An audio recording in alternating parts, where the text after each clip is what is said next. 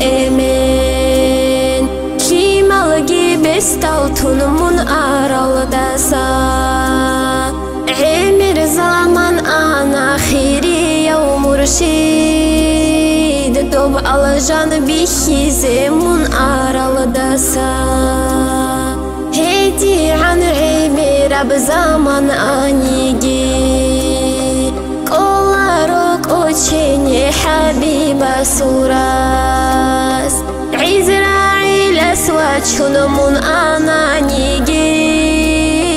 Rek eşa unaro nijerik udiyav Duy'alı Allah'as şakli hiç ogo Sunana Dağistan balahaz dasan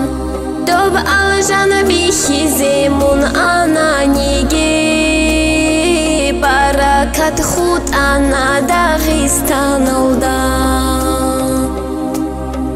Rak alda buk ana çehrab August Çango murida sukerin şuqarab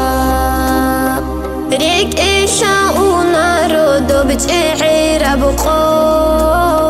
Khiri yav murşidas nijre khuntarab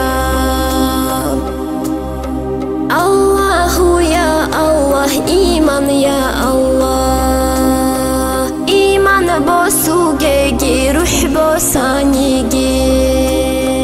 Allahu ya Allah iman ya Allah İman alda khaygi nish kholeb qoyash Khabash mun shunigi khiri yaw emen Hawhitle chodut sadur tush babaze Barakat udiyab chik ab ziyarat Dajjal himalaz tlahi zabuna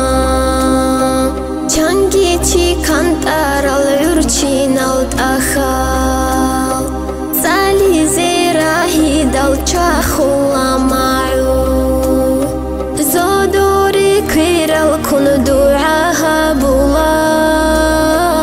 Naqe govit ein nijerk udiyaw Shallahu sinaro hanje muno naqe Ki an hardanigi naqhu saylan Shallara inaro hab dunya lalda Hudso anhu inal siyal nazmabi Asa shuha emen muno nije dasa Dur adab tarab jo'i merab kanin